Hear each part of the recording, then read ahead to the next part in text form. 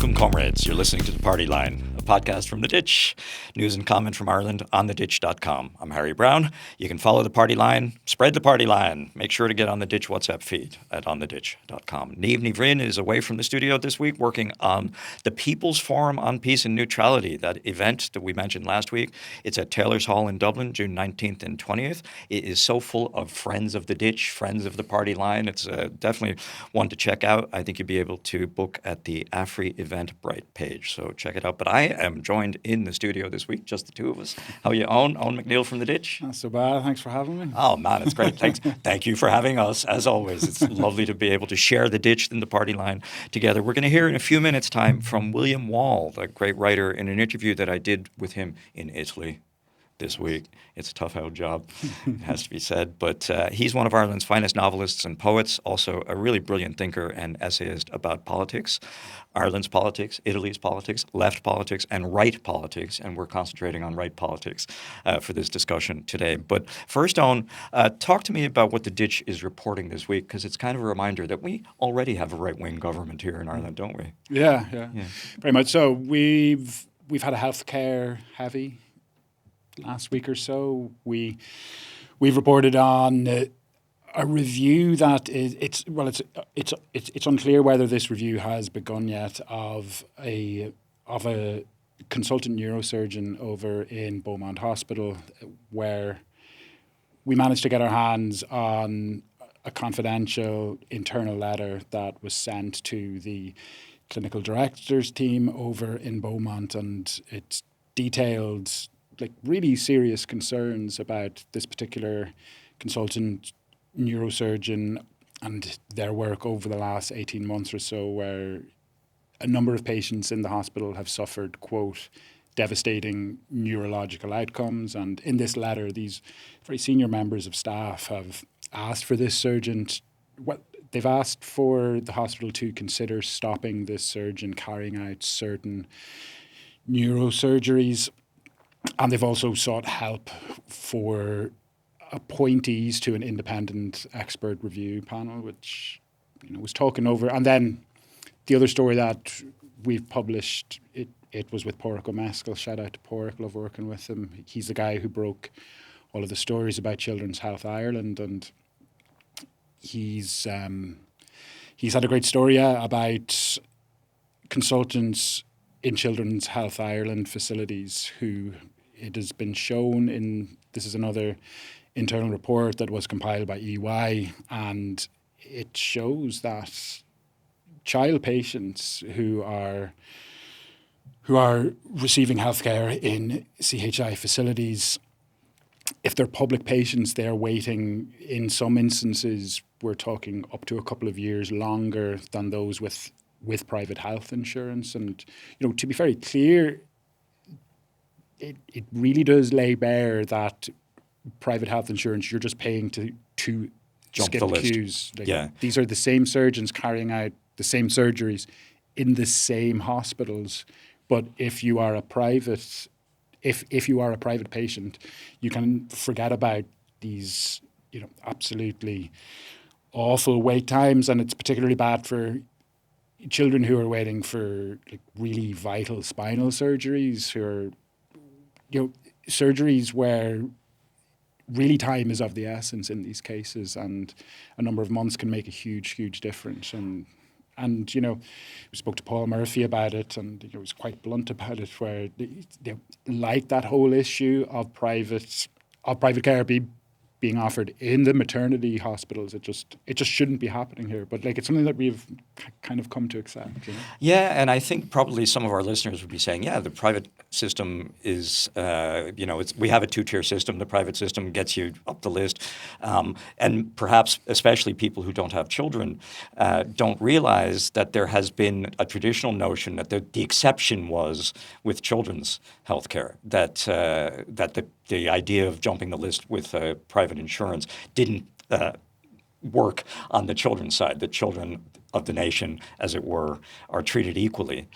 It's clear from this report from Children's Health Ireland that that's not the case. Yeah, it was EY who compiled the report, and when they were compiling the report, they looked for two things. They looked for, first of all, consultants whose work involved at least 20% of private patients. So that was the first thing. And then the second thing was instances where their public patients were forced to wait, where their private patients just simply didn't have to. But it does kind of, first of all, there was that thing of, okay, well, it's not the same for children. But then equally, Jennifer Carroll McNeill this week has said that she doesn't have any knowledge of what's happened in the maternity hospitals happening elsewhere.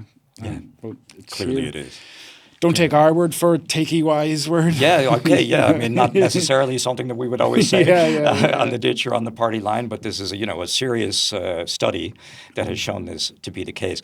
I wanted to ask you, and speaking of, two-tiered systems and a two-tiered state, two-tiered country that we live in. You've been up in the north this week where I can remember when my kids were small, we were happy if they had a little accident in the north rather than in the south because the healthcare system was so much better there. I will actually say that, half of my family are all northern, and my grandparents retired to Bushmills back in 1989, and Bushmills, it's right in the middle of the North's Bible Belt, it's and politically, there's, I guess, that's a whole other podcast, yes, right? Yes, indeed, yeah. But I always remember, there was one Christmas we were up there and I had a little sty on my eye and, I went and I got a doctor's appointment. And what did I do? I went to pay for it. And, they kind of looked at me a little bit like, what? Yeah. And then they gave me a prescription for some kind of cream in the local chemist and same thing happened. I went up to fill it and I went to pay. And it really is it's so simple and so obvious on both sides of the border, actually, as in, it's so simple and obvious to me going up there going, oh, now this is when I pay. Equally, it was so simple and obvious to people on the northern side that what are you doing here? Yeah. And whatever you want to say about the other politics and the politics of partition and everything else, there is something inherently civilized about that. Oh my God, yeah. I remember when my eldest was small, she sort of burst her lip. We brought her to the Royal Victoria in Belfast. She saw a dentist within about 20 minutes, let alone was seen. She was seen by a dentist in the casualty at the Royal Victoria immediately, And now, obviously, that's not today nor yesterday that you were a child in the north and that we were visiting Belfast and that happened. And we know that the NHS is not what it used to be, but it's still a fair sight better than what we're dealing with down here. But it's not that we wanted to talk about the north for, because you've just been, dealing with the disruption that's been happening in Belfast because of these far-right protests, and sort of ties into what we wanted to talk about in our section on the my gym was closed last night. Your gym was closed. No. I'm the real victim of this. We know how the ditch guys really take their gym seriously, so that's it's important, yeah. Yeah, I got into Belfast yesterday evening and I actually went and got a couple of books in town and made my way back out. I'm based around, it depends which way you chalk it up, either East Belfast, maybe Southeast. Right. I'm in East Belfast GA's parish. I've lined out for them a couple of times. So, right. East Belfast, went out and I was walking into the gym and I was walking down the Ravenhill Road, which is Ravenhill Road. It's what do you want to call it? Like a mixed area. I mean, certainly on the way down, you can look. There's always this piece of graffiti that catches my eye that says, Ulster says no. Billy was right. Oh, a little pun there. Yes, yeah. And I was walking down, and there was a road closure set up outside of Russell's, which is sort of like a co-op thing. Mm-hmm. It's kind of like a chain, and all the lads were out. Yeah. Lots of Rangers garb, right? And look, I'll paint in broad strokes. We'll say about 50 people. I would say, average age probably around 40s, 40s and up, I would say. Yeah, but there were enough people and with enough determination that it was resulting in a serious disruption. Yeah, and some railings up, and the RUC, as I still call them, were, they were just there, on the scene, helicopter overhead. I just kind of walked through it and then made my way into town, which was, town itself was more kind of reminiscent of COVID, really. Just wow, okay, dead, Yeah. There were a few tourists knocking around. Yeah. Also, there were a few people who were, beginning their night out. I was like, all right, fair play to them. They're not gonna let any of this get on their way. And yeah, I got to the gym. It was closed, and just walked back again. The road closure was gone by the time I was walking back. All right. And yeah, I was. There was on the way in as well. There was, something that you don't see every day. There was a guy, about my age, in an orange Lambo. A Lamborghini on the Ravenhill Road. Yeah. You don't see Lambos on the Ravenhill Road all that much. You don't see, generally speaking, guys my age generally don't have Lambos. I certainly no don't. generalizations here, but Yeah. I think that's probably a fair generalization to make. And orange. Orange, you're always going to go, orange, oh, very good for you to have it. Why'd you go for that colour? Yeah. But, this guy was pulling out from one of the side streets just behind this roadblock, and, he lays on the horn and gives it all that. And then as I was walking in solidarity as opposed to... Right. And then when I was walking by Lanyon, which is the old train station, and by the time I'd got to Lanyon, he was going back again in the same direction. So I don't know, read into that what you will, but yeah. So and I can certainly paint a little bit of a picture of that guy. Without dwelling on it, it's fair to say that we don't know how this week is going to play out, but to a certain extent, the anti-immigration disturbances that we've seen in the north have tended to be in loyalist areas, and the leadership in those communities is largely encouraging them, whereas leadership in nationalist and Republican communities is not on that particular vibe. Yeah. So. Yeah, and look, I also, I was watching Sky News last night, and who was it? It was actually John Moran, I think, on Twitter, who said that, it was Barry Malone on Twitter, who used to work for Reuters. He had said that British news coverage of the riots has been Orientalist, and it's been maddening. And that was certainly my experience watching Sky News. And, certainly don't want to, fall into any of these tropes or come across like a tourist myself, but this was what I saw and what things are like in parts of the East, Yeah. Very much, that area of Belfast where I would be based is, it's an interesting kind of part of the town where, you're kind of equidistant from some very nice areas, some more disadvantaged areas, I suppose. Yeah.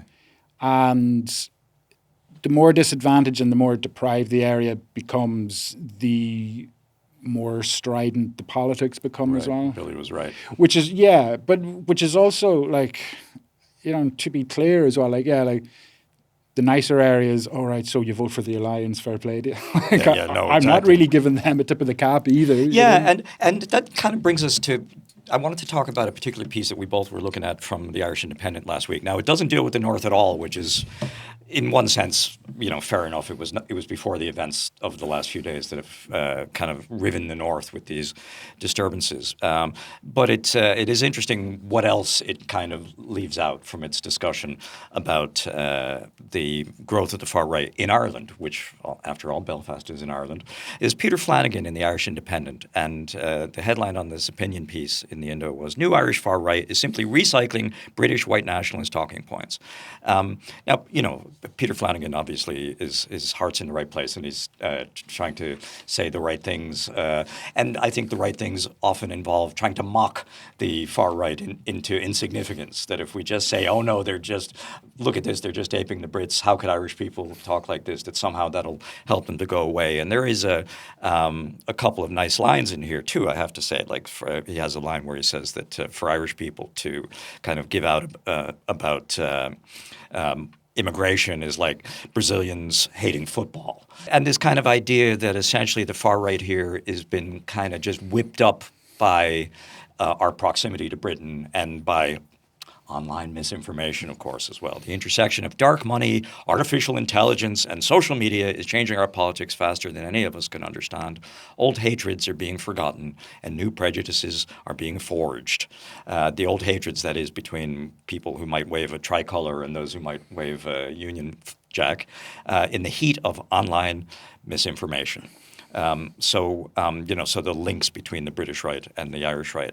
What did you make of this piece? It also has some hip hop references that I knew you would like. So, yeah, fairly emblematic of the liberal response, the liberal analysis of the far right, which I'm also as well. I'm a little bit ambivalent about the application of the term far right. Okay, sometimes myself. Yeah, I mean, I do think that. How would I put it? I mean, like, to be clear, the far right exists. Yeah, there is a far right in Ireland. I do kind of think also sometimes that the liberal or soft left analysis of the far right is, I don't know, a little bit lacking at times, where I do think that there is, I talk to friends, I talk to people a little bit younger than me as well, and I do kind of see a little bit of a change in how people my age on the left consider these issues and consider the political spectrum, where, to use the term again, there's a certain stridency, I think, to people of my age and thereabouts. Right. And then forget about people my age, right? We're so strident about this, yeah. Are you though? Yeah. Maybe you're the worst, actually. Yeah. Maybe yeah, I kind of millennials think, are the absolute, like millennials, I do kind of think that, and like, part of me also like almost doesn't like talking about it too much, because then you end up coming across as, I'm in no way trying to diminish the noxiousness and the toxicity of the far right and the politics that they represent. I'm not calling for any alliances with the actual far right. Sure. What I'm calling for is maybe like a little bit of precision, I think. And, I do think that, like there are certain media outlets in Ireland who, like sometimes I do wonder, like, is Gript far right or are they just reactionaries? Like that would be one example, like where, certainly as well, I would also differentiate between, it shouldn't be controversial to say, but in some pockets of the left it is, like, I don't think that everyone who reads Gript is far right. Yeah. And I do kind of think people my age as well, sometimes I think there was a tendency, like going back like 10 years or so ago, that to almost consider politics like a consumer product, and everyone was so happy that they had bought the right product and they have the right position on X, Y, and Z. And I do think that, that became a thing of, oh yeah, we, Gript are beyond the pale, and their readers, they're dirty, they are far right, you know? Yeah. Whereas winning the argument is never going to happen if we're not arguing and getting into an argument with the people who might be inclined to read Gript. If we look like we're just scolding them or pointing a finger at them and calling them names, then we're out of the argument. I mean, the Chinese communists fought alongside the nationalists, to overthrow them. Well, but then the troubles came. Yeah, if you look at any of the most incredible, most amazing, most inspiring left-wing revolutions of the last 100-odd years. One of these, strange alliances. Not everyone had the right, Sure. the right politics or the right, had bought the right products. Like Right. it No, said, exactly. And, I can remember this, trying to introduce this into discussion 10 years ago when we saw like Bernie Sanders and Jeremy Corbyn on the one side and then Brexit and Donald Trump on the other side. And I had a phrase that never caught on back then was that tied both those or all of those phenomena to the financial crisis. Yeah. And I said, same shitstorm, different brolly. Yeah. And that essentially like that understanding that, we have to get into where and how people are responding to the absolutely clear crises that we're facing and how the right-wing ideas about how we face them are out there for a reason and have to be defeated in that realm and with that understanding, not simply by saying they're right-wing, don't go near them. Yeah, and I was at it was a really great, nice meeting up in Donegal last weekend. Guy called Eoghan as well has set up the Northwest branch of the Irish Neutrality League, and people showed up to just outside Ballyshannon, and great contributions, which I'm now going to be critical of. So we had, there was one of the goats. We had Thomas Pringle, and we had another goat in Breed Smith there, and we also had Nessa Cosgrove, and we had Pauline Tully, right? So Nessa from Labour and Pauline from Sinn Féin, right? And we're talking about issues of neutrality, issues about Irish complicity in genocide and increased Irish militarisation. And Ireland's relationship with the EU is absolutely essential to all of these conversations. And the four people on the panel, they were making a lot of the arguments that I would, that would align with my politics. And it comes to the EU, and it's kind of like, I never ask questions at these events, but if I were to ask a question, I would have put my hand up and go, when are we going to say that we're anti-EU here? Seriously, are we still going to just be these blind Europhiles and talk about reform and everything else? Which brings me back to when Brexit was happening, that debate did cross over onto the Irish left, where the Irish left, had positions on Brexit as well. And a real strain of that whole conversation was this reluctance to sort of even to identify or understand where people were coming from, because yes, the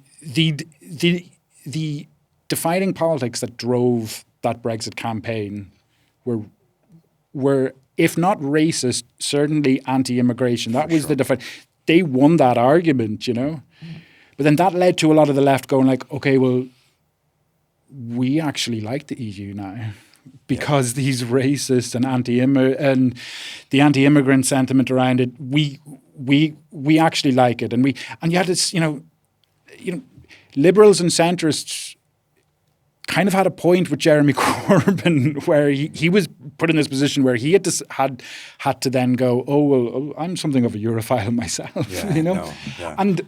but it did And meanwhile, of course, the EU was drowning migrants in the Mediterranean. EU immigration policy has been to outsource vicious repression of migrants before they even reach Europe's shores. I mean, the EU is on immigration, as it is now on defense, as it is on so many issues, essentially to go back to the term, a right-wing formation. Maybe more so than the British government at this point. And that to kind of identify, as you suggest, so many in the Irish sort of left and liberal scene do, to identify the EU as the kind of benign or, even positive force compared to, the bad old Brexiters is really is misguided. Yeah, just that idea of we can't think the same as these people. Yes. You don't have to be anti-immigration. You don't have to be a racist like so many of those people were. You can have your own reasons for thinking this. To go to this piece, the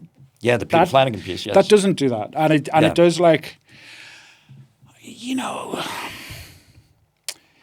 it's I don't know, I understand the inclination, and I understand why you might want to go for a little bit of mockery, but like. I Part of think me we've, just I goes think we've to been what there, end? done that Yeah, with the yeah. mocking of these people for haha, look at them with their Yeah. tricolors and their Yeah. Union Jacks. Do they not understand that we're different? Yeah. But it's similar to as well. It comes from the same place as people who said George W. Bush, oh, he's so stupid. Yes. He's got bad grammar. Yeah. Oh, Trump is so stupid. It's like, yeah, they keep fucking winning though. Yeah, they do. They do indeed. And if they are just so stupid and we're just so clever, well then let's not bother with them then. So, why write about them if they're so stupid or so whatever else? And I think that's a really good link to bring us into a place where they're winning, where they have won. They are the government in Italy. I talked to William Wall. I mentioned him earlier. I talked to the writer William Wall a few days ago in the garden of the Baliasco Foundation. Those of you who watch this interview will see what a pretty spot it is on the outskirts of Genoa in Italy. Both William and I have been lucky enough in the past to have got writing fellowships at that location, and we were both attending an event there in the last few days. It's a really lovely spot, but I did make the mistake of setting up the interview beside a wee water fountain just as evening fell. It was not my finest brainwave because we not only had the sound of dribbling water, the sea in the background is nice, the dribbling water not so much, and the bugs and mosquitoes were all over us for that. But if you Ambient. don't know, sorry? It's ambient. It's ambient, yeah. It's ambient. The sound of William slapping his own head to kill mosquitoes is very definitely ambient, yes. For those of you who don't know William Wall, he is a writer's writer, a Cork man, as you'll hear in his voice. Biographical notes about him invariably refer to the fact that as a teacher, he inspired Cillian Murphy, not least to become an actor. William now lives part of the year in Italy and indeed has something of a second life as a writer there because his work is translated quickly into great acclaim in Italy. He's written many novels, many poetry collections, but for the party line, William and I are talking politics there and here. I first encountered that side of him probably about 15 years ago as that very early 2010s phenomenon, the social media political writer, long Facebook posts, etc. You can see some of his ongoing and superb political essays if you go to williamwall.net. He occasionally writes a blog called the Ice Moon blog. Here's William Wall.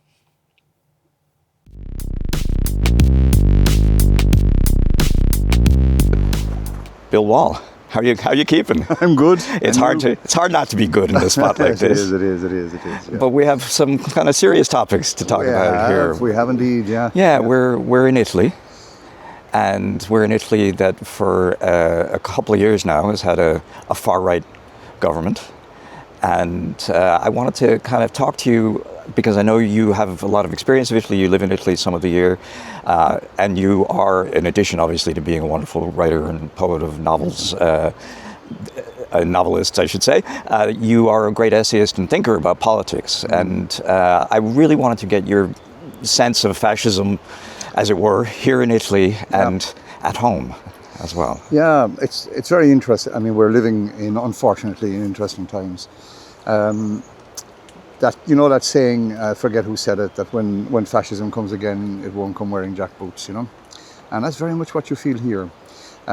For example, the Comune of Camogli recently had an election 2 years ago now and they voted in a right-wing government, and basically nothing has changed, The first significant and perhaps the only change they made was there used to be outside the hall of the Comune, there used to be a big banner which said Verita per Giulio Regeni, which is a big cause on the centre-right, or centre-left, I should say, here in Italy. Giulio Regeni was a young journalist student, if I remember rightly, and he died during the protests in Egypt. He was murdered by the police, essentially. That was one significant change, But if you look at the overall picture and forget about the view that you get of Meloni from the outside, Sure. Which is that she's stable, she's sensible, she's capable, competent, she's all of those things. But the Meloni administration has serious thinkers behind it, And I'll give you a couple of instances now. First of all, I should say that they've decided to go for cultural hegemony in a big way. Okay. That's a really important factor for them. And behind that is a guy called Giuli. He was appointed the head of one of the big government run galleries in Rome, the Maxi. He's a former professor from Milan, if I remember rightly, and he wrote a book on Gramsci. And basically, the theme of the book, apart from making statements like that the dialectic between labour and capital has been superseded by technology, which is basically to say, well, let's forget that Gramsci was a communist. His basic point is that the right needs to retake the intellectual field. Right.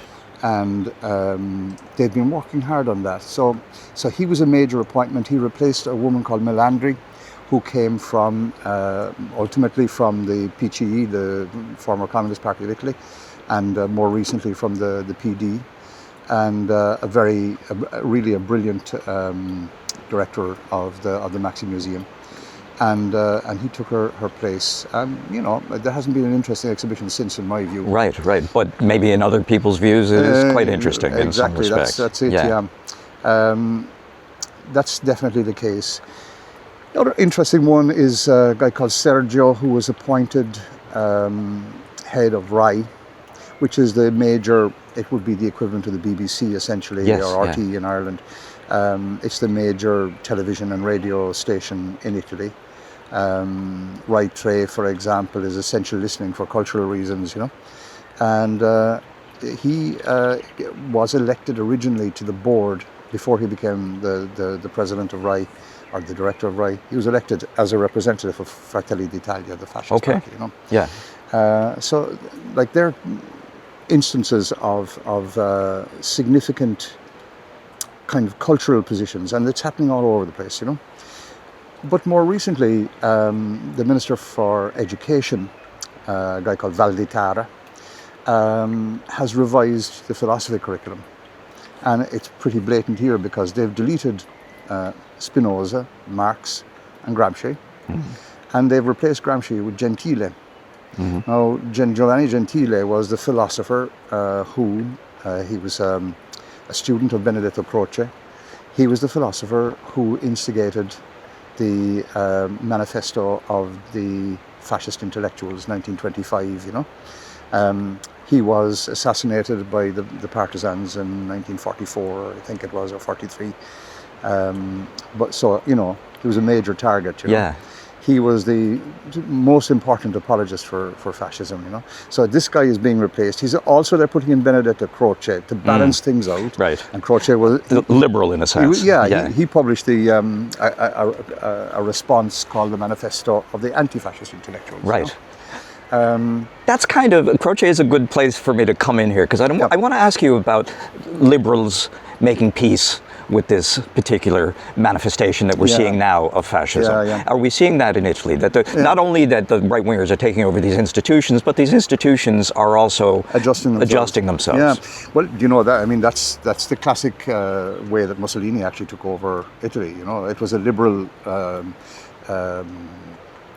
dominated parliament, and the liberals thought, they could live with Mussolini for a bit, and he'd stop the unions, and you were kind of just coming out of the Biennio Rosso, the famous 2 years when strikes by anarchists and communists all over Italy, they took over factories, they took over farms, demanding their rights and fair pay and so on like that.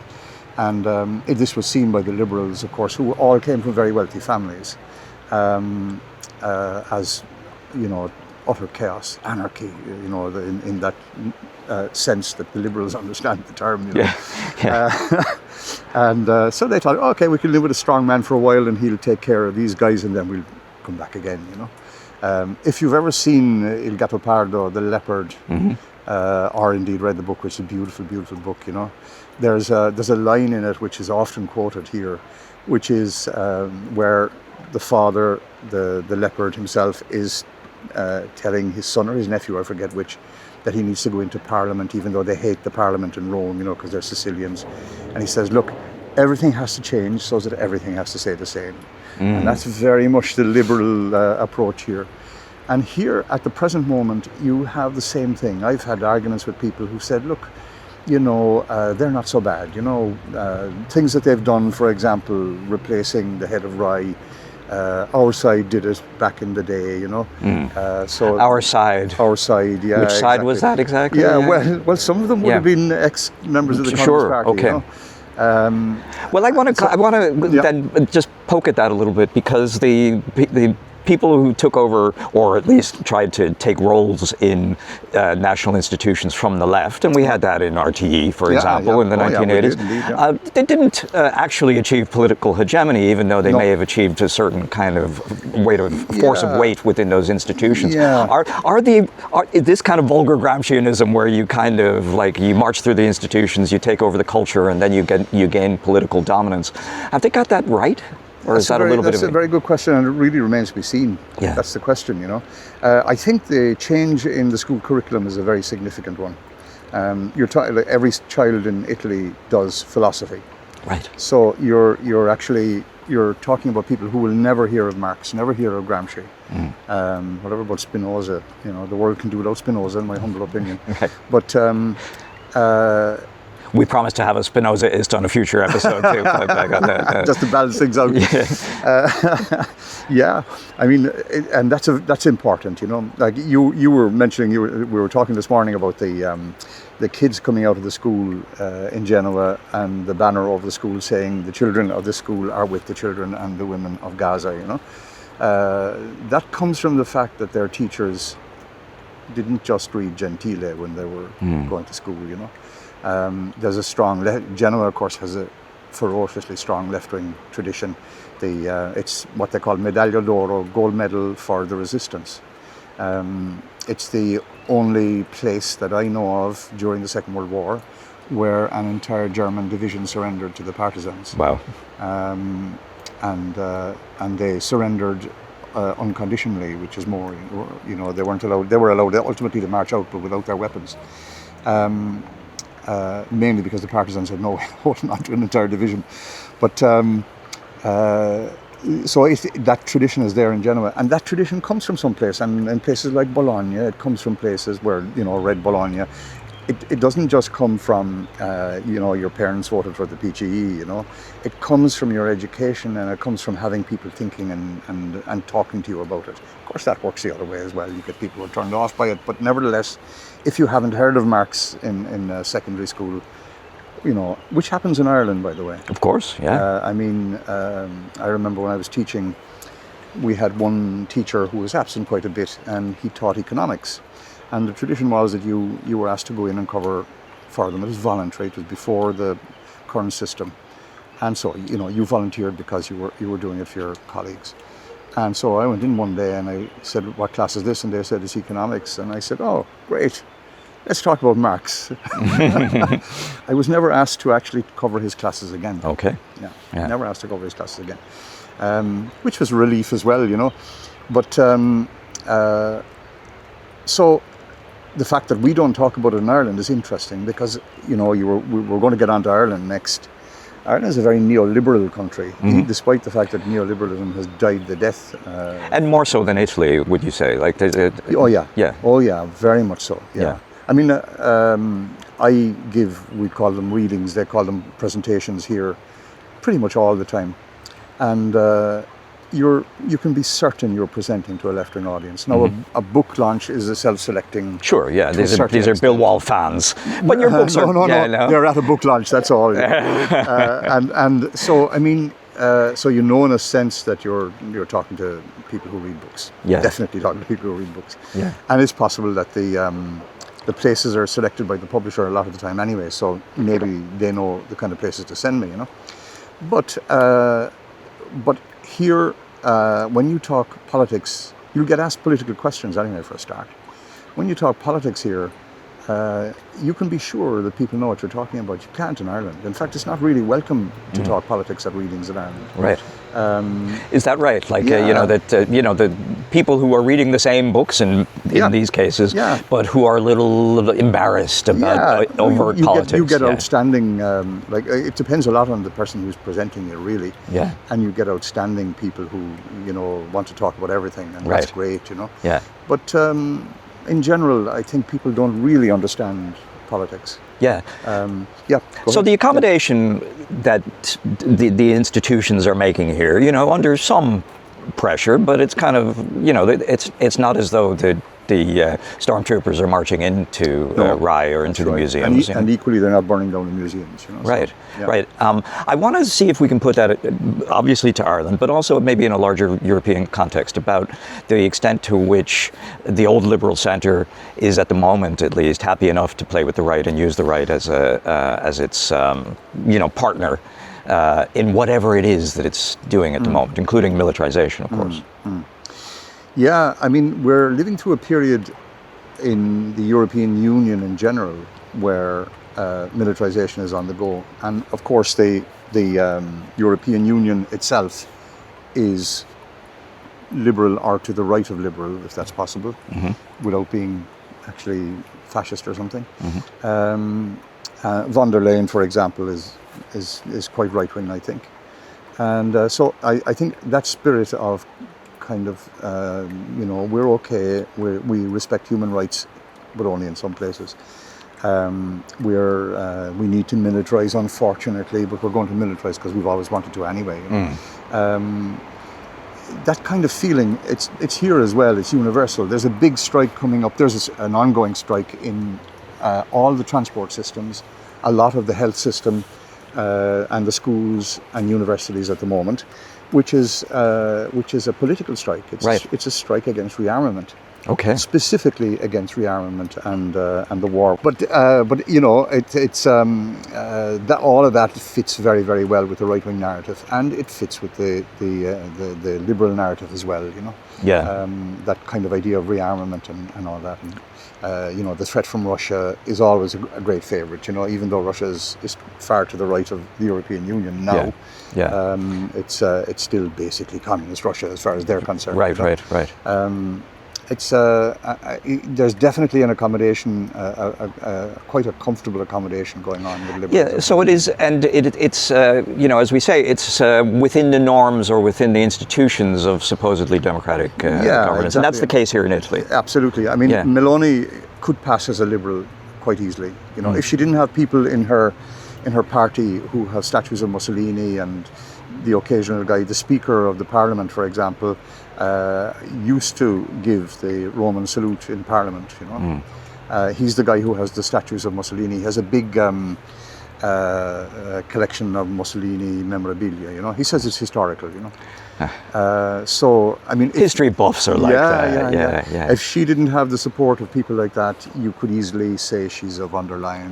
She's liberal to centre right. But she not only has their support, she's actually promoting them, installing them in institutions. I mean, it is a project. It is they see it as a very long-term project. I mean, this guy Julie, he's a serious thinker. I mean, I don't think there's really a serious theory behind the right. I've never believed that anything like fascism was just empty as far as theory is concerned. Right. Reactionary, literally. Yeah. Literally reactionary, exactly. But Gentile, as these things go, is a serious thinker about public relations and messaging and all that kind of stuff. And as you say, this kind of Gramscianism of the right, with a kind of a vulgar Gramscianism where culture is the key. Yeah. I mean, Gramsci was basically killed by Mussolini, so it's really bizarre. But I've been saying for a long time that the right all around the world, including in America, have got the idea of hegemony, It's the same in America when you look at it, the replacement of all the institutions, the silencing of places like Columbia, which were supposedly homes of dissent and open discussion, We can only hope they're wrong about the extent to which these institutions are actually the key to power. Well, in America, I'm not sure that Columbia has made an enormous difference to American politics. No. Well, one of my alma maters, and I have to agree with you. So tell us. I mean, you had Edward Said and people like that there. I think he was there, wasn't he? He was indeed. So great thinkers, but they didn't change the fact that you still have to pay 50,000 quid to get your teeth cleaned in America. And what about Ireland then? Ireland, I don't understand Ireland. You haven't left it entirely, Bill. No, this is my point. I just and I've never understood it really for the last 20 years. We've come close at times to electing sort of left-wing governments, you know. We've elected left-wing presidents. Really good at that, actually. Yeah. Yeah, well, you see, this is, I get asked that question all the time. So you have a really left-wing president, and the previous one was really left-wing, and then back along there was Mary Robinson. And even Mary McAleese was clearly on the left of Fianna Fáil. Was to the left of Fianna Fáil, yeah. So why don't you elect left-wing governments, you know? And I mean, you can go back to my father's time where you voted for a party that was on a certain side in the Civil War, and that was it, you know? There's no way he could have voted for Fine Gael, for example, even though his family were Fine Gael. But why we haven't outgrown that and thought about actual politics, about economic politics for starters, you know? Why we haven't decided, for example, why haven't we fixed the health service? The health service here costs you next to nothing. It's €1.70 for a prescription, I think, and that's it. You don't pay for the medicine itself, you know? Why are we still paying 300 quid to see a consultant? You know, it's just, it makes no sense to me.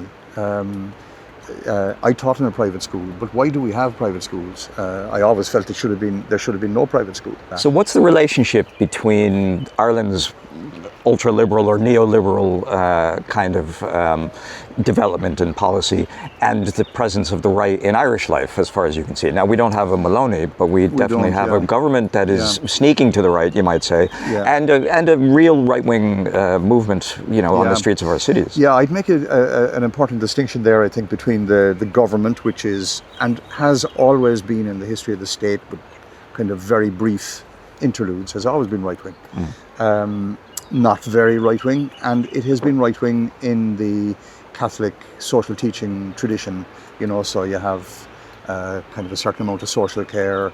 It would be unthinkable in Ireland, I think, it would be unthinkable in Ireland, for example, to do what they did in England and put a two-child benefit cap on, for example, because of the tradition of Catholic social teaching behind it, you know. So that has always been the case, and they're right-wing, they're not very right-wing, or they're right-wing with kind of adjustments. Characteristics. Yeah. Adjustments for Catholic social teaching. Right. And then you have the extreme right, who are basically children of Tommy Robinson and Nigel Farage and nowadays Donald Trump, you know. Right. But and that's back to our cultural hegemony crowd. Yeah. They're and I'm very, very worried about that situation, because what has happened since Brexit in England has been a real coarsening of public discourse. You know, it was always there. It was directed at Ireland, for example, or France sometimes, or, you know, foreigners in general. Black people sometimes, and it came from newspapers like The Sun. But now you're getting it across the board, and it's kind of the narrative is accepted almost, you know. You even had Starmer. What was it that he said about we were in an island of strangers? Was that the phrase that he used? You know, echoing the famous fascist speech back along by Mosley, you know. So you know the Overton window shit. You know, we're moving in that direction. We're moving to the right, or they're moving to the right all the time, and that's going to hit us as well, because we take a lot of stuff from England. Not just the media. So many Irish people watch English television, for example, even if it's only for sport reasons or whatever. And then there's the newspapers, and then there's all the social media stuff as well. Right. And it's going to come to Ireland as well. So these head cases out on the streets, you know, waving tricolours and all that, somewhere along the line, somebody there is going to come forward who's got a Farage-like character, and who's capable of actually uniting all those disparate head cases. And that really worries me.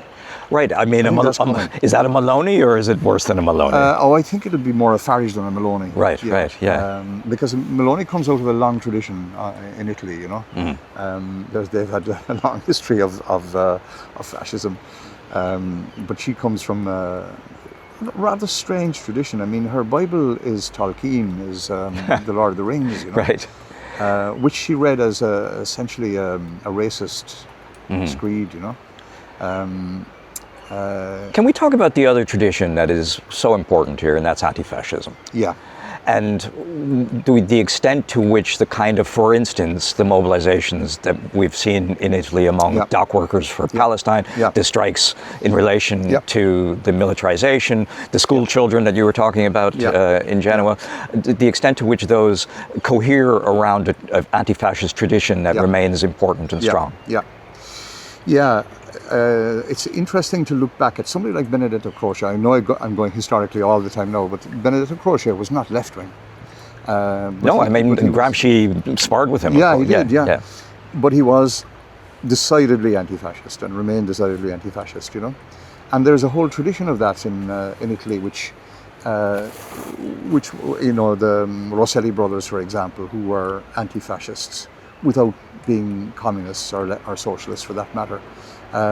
Both of them eventually murdered in various ways in France by Mussolini's gangs, you know. There's that tradition, which is obviously the Communist Party and the Socialist Party of the time were determinedly anti-fascist. Many of them had to flee. Togliatti, for example, went to Moscow and stayed there for most of the 20 years, you know.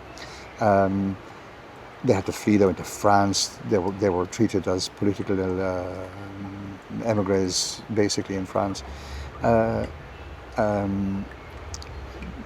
They obviously were going to be anti-fascist, but there's also the liberal anti-fascist, the Republican anti-fascist. Republican anti-fascism is actually very strong, you know. Right. And then there was also the Christian Democrat anti-fascism, which, you know, in terms of the resistance, for example, was pretty quiet, you know. Where is it now? That Republican or Christian Democrat anti-fascism. That's a very good question. And what can we look for it? Can we? And I'm obviously not just talking about Italy. I mean in Ireland. I mean in Europe. I mean in America. Well, in Italy, you could see it in people like Ellie Schlein, the head of the PD. She's an interesting person. She's left-wing. She's a lesbian living with her partner openly, which is an unusual. I mention it because it's unusual in Italy. Mm-hmm. There is no marriage for gay people in Italy, and she's Jewish, or non-practicing Jewish. So she has so many things which kind of turn all the taps on for the fascists. You know, there's Silvia Salas here in Genoa, who's the mayor of Genoa. For example, when the Camalli, the port workers here, came out and said not a nail will leave Italy if they hurt the children of Gaza. Yeah. No, not children of Gaza. The people on the flotilla. Oh, the flotilla, of course. Yeah. Sorry. Yes, indeed. Yeah. She was there to stand with them, wearing her mayoral sash, which of course raised hackles, you know, because the mayor has no business supporting a strike, was the argument, you know. So the labour movement, the labour movement is very strong as well. Right. Chigil and all those, and the smaller unions. The Camalli have their own union, which is a cooperative union. It's an anarchist union, basically. Can I ask, because we've been talking mostly on this kind of cultural hegemony territory, what about the capacity of this right-wing government to govern effectively, to run an economy effectively, to have to make Italy a state which will rally around this kind of politics because of the material benefits of it? Not in evidence so far. Right. My friends tell me, because I wouldn't be any kind of an expert on this, that almost every serious measure that they've proposed has either collapsed in Parliament or been shut down by one or other of the courts. Right. And the big one, of course, is the bridge over the Strait of Messina from Italy to Sicily. Yeah. From what the Sicilians call the continent to Sicily. Right. And it's, you know, famously, it's going to be in one of the most earthquake-prone zones in the world, you know. The earthquake in Messina, I forget when it was, nearly wiped out the city. You know, it's going to cost millions. It's going to have very little impact on the economy, according to a white elephant, in other words. Yeah. And it has been shot down numerous times by the Court of Cassation and various other courts like that. You know, so they have failed in almost all their measures essentially so far, and the economy is not doing terribly well. It's probably going to go into recession now with the war in Iran. You know, probably.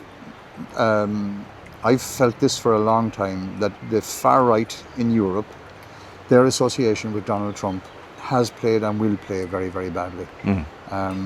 And, they jumped in immediately. They could see the money coming from America, and they could see the support of people like Musk and so on. And a word from Donald Trump would sway voters and so on. It's actually Italians, the vast majority of Italians detest Trump.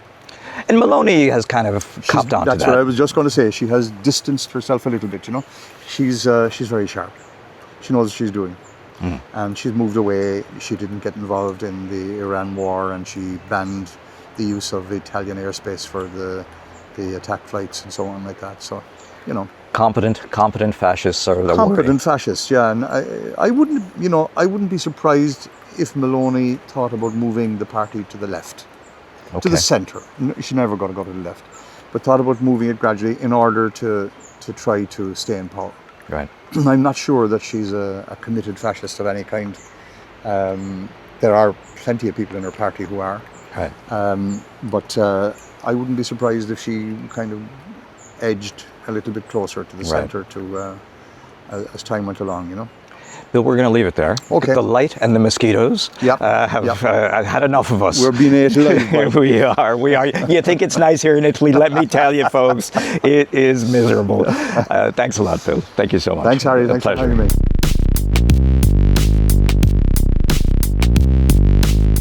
So there you go. Oh, and there's Bill Wall, and I think a lot of questions there. The question of how important cultural hegemony really is, the question of the relationship between kind of liberal institutions and the rise of the right, whether it's in government or as an anti-government movement. What did you make of that? Yeah, he's just a very cool guy, isn't he? He's a cool guy, yeah. It was great, and distinct from some of the stuff that we were giving out about earlier. He certainly didn't fall into any of those traps. And just that idea of, there is that Clara Zetkin quote about, and she was speaking about the rise of Mussolini and about how fascists will often speak in populist terms, but once capitalist order is established and has been secured on behalf of the bourgeoisie, they will very much come down in their favour and will forget about the masses. Don't mistake fascism for mass politics just because it uses populist language. Yeah, and to go back to, you talk about the institutions here in Ireland, and there is that. I said earlier about how I'd like a bit of precision when we speak about far right, right? And there are certain, you look in Ireland, right, and you see outlets like, say, Gript, like, say, very popular podcast, Eddie Hobbs's podcast. They will certainly dabble in certain rhetoric and certain themes and narratives that could legitimately be called far right. We're just talking about, people get very sensitive about being called far right as well, where, you want to call me far left or hard left? Cool, yes. And most people on the far left and hard left are like, hello, I'm so far left. Just to be clear, we left? are not calling any of those people far right here. Yeah, We're just saying that we sometimes see a resemblance between themes that they engage. Certain themes, I always kind of think, I think that when your nationalism veers into ethno-nationalism that's a marker. That'd be a real one. I think that some of the extreme reactionary gender politics, which is around all issues around gender, just seeking to impose very, very reactionary, retrograde conceptions of gender on the general populace. I think that's another marker. And then I'm trying to say this in as neutral a way as possible, but Christian fundamentalism, I mean real fundamentalism. I'm not talking about I'm cool with people going to mass or church or whatever. Sure. I'm not one of these Reddit atheists. But there are fundamentalists as well. Yeah, and But in Ireland, this sort of new right infrastructure that will dabble and kind of jump in and out of some of these themes and narratives. But when it really comes down to it, when it comes to the class politics of it, we can see that, you know, in the case of someone like Grip, their editorial lines, you know, if they're cool with any landlords as long as they're not iPass landlords, first of all, you know. Yeah, very well put. You look at, you know, let's not even consider the left-right spectrum and, you know, whether someone's far right or X, Y, or Z right. But, you know, you look at The Irish Question, it's called, isn't it? That podcast. Weird title to choose. Yes, indeed. Weird title. Yeah, loaded. You know? Yeah. And would we call them right populists, I guess, in that, you know, sort of this attempt to kind of break taboos from the right or have a bit of fun, whatever else. Yeah. I don't know. Look, and I'm not trying to say I'm the cleverest person in town. I can see what the class politics and class priorities of this podcast is, and nobody else can.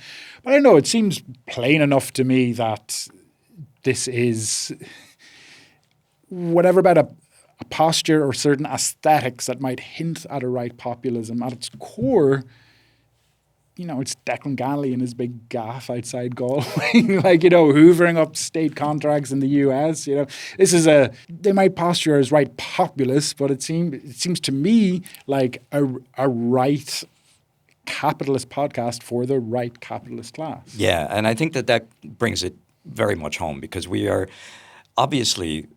concerned about the rise of the right on behalf of trans people. We are concerned about the rise of the right on behalf of immigrants.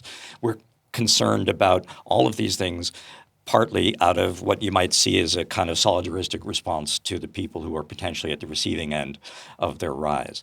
But we are also concerned because we are trying to win a class politics for a mass of people in this country, and the attacks on those vulnerable people are being done in the name of a phony populism. Yeah. And that, you know, if we are going to win with socialist politics, we are going to have to win on the terrain of a real appeal to the masses. Yeah. And we're only going to do that by actually fighting them where they are. And just as well, agree with all that. And also, you know, sometimes you have these conversations and then I would hate for it to come across in any way that certainly not willing to compromise any of my far left and hard left politics on behalf of those people. Yeah, absolutely. But I do think, I don't know, I think we win it for those people and for all people when we win the fight for socialism. Yeah.